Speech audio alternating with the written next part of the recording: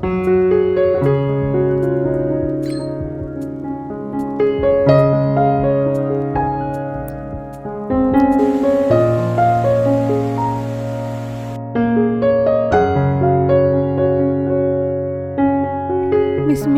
রহমানির রহিম।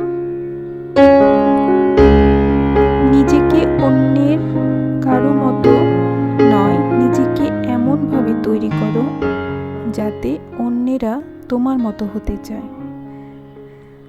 আসসালামু আলাইকুম ভিউয়ার্স, কী অবস্থা? সকলেই কেমন আছেন?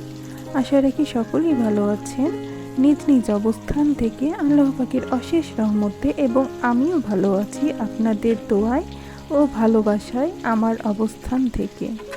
তাহমিদাস ডেইলি ব্লগ থেকে আরও একটি নতুন দিনে নতুন ভিডিও নিয়ে আপনাদের সামনে হাজির হলাম। আমি তাহমিদা।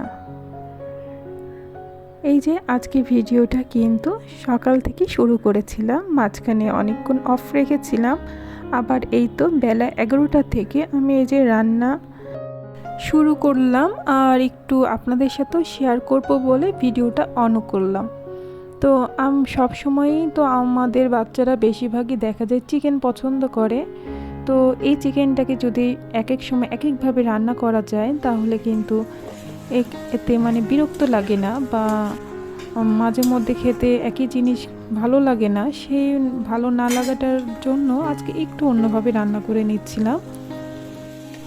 একদম শেষ হয়ে গেছে রান্না, আর ভাবলাম যে আমি আমার কিচেন কাউন্টারগুলো আজকে ডিপ ক্লিন করে নেব আর একটু অর্গানাইজ করব।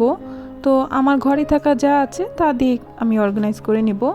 তো আমার কিন্তু কোনো দামি দামি কোনো কিছুই আমার রান্নাঘরে কিচেনে নাই। আমার মানে সব সময় যেগুলো আমি ব্যবহার করি সেই সব প্রয়োজনীয় জিনিস দিয়েই আমি আমার কিচেন রুমটাকে সুন্দর করে সাজিয়ে গুছিয়ে রাখারই চেষ্টা করি।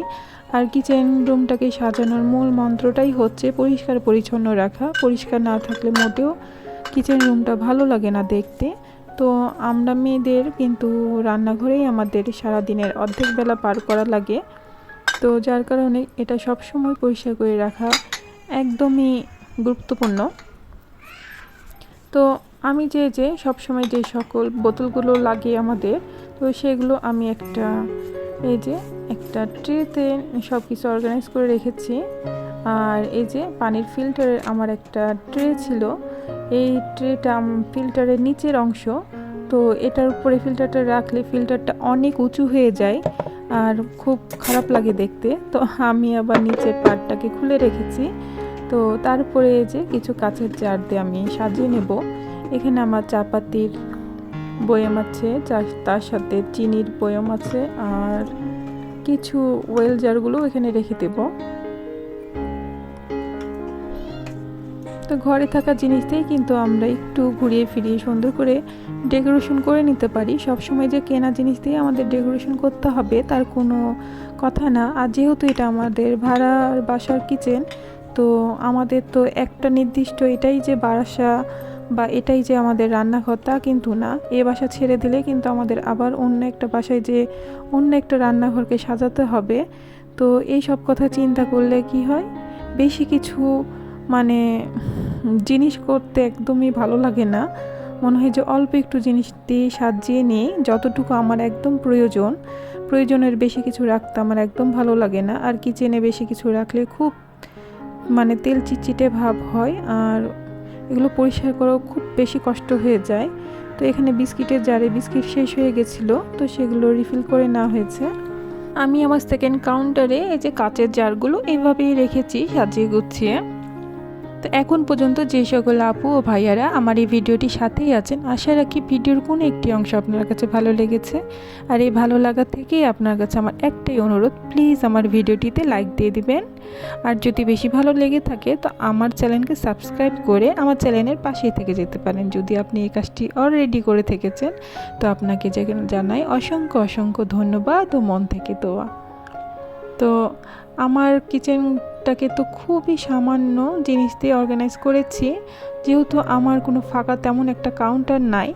কাউন্টারগুলো সবই দেখা যায় কোনো না তো কোনো কাজে মানে লেগেই গেছে। যেরকম এখানে আমি একটা মিনি র্যাক রেখেছি, এখানে কিন্তু আমার সব মশলাদানিগুলো থাকে যেগুলো আমার সব সময় লাগে রান্নার জন্য। আবার এই যে একটা পানির কেটলি, পানি গরম করার জন্য লাগে। তার সাথে এখানে একটা আমি ছোট্ট পাটা রেখেছি, এটাও সবসময় রান্না ক্ষেত্রে অল্প কিছু মশলা করার জন্য লাগে। আর এই তো এখানে কোনো মানে কাউন্টার ছিল না, এর জন্য আমি এখানে একটা কাউন্টার তৈরি করে এখানে আমি আমার ইন্ডাকশনটা রেখেছি, আর পাশে আমি রাইস কুকারটা রেখেছি।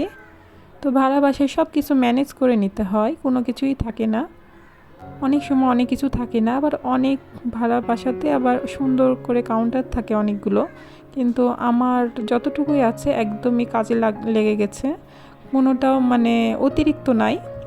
তো যার কারণে আমাকে সব কিছু ম্যানেজ করে চলতে হয়।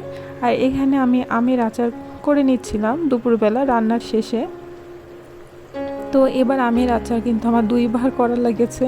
প্রথমবারে আমের আচারটা আমার মনের মতো হয়নি, তো এই যে আমি সেকেন্ডবার করে নিয়েছি। তো আচারটা কিন্তু আমি অনেকক্ষণ ধরে চুলাতে রেখেছিলাম, আর আমগুলো কিন্তু আমি 2 দিন রোদে শুকাই নিয়েছিলাম। তো এখন ঠান্ডা হয়ে গেছে, তো সন্ধ্যার পরে আমি এগুলো কাঁচের জারে রিফিল করে নিচ্ছি। তো এবার আর আমি আচারটা একদমই ডিটেলসে শেয়ার করিনি। তো এই আচারটা আমার একদম মনের মতো হয়েছে। কথায় আছে না, একবার না পারলে দেখো শতবার। তো আমার এই অবস্থা হয়েছে এবার, প্রথম আচারটা আমার মনের মতো হয়েছিল না, যার কারণে আবার দ্বিতীয়বার করে নিলাম। আসসালামু আলাইকুম, আল্লাহ হাফেজ।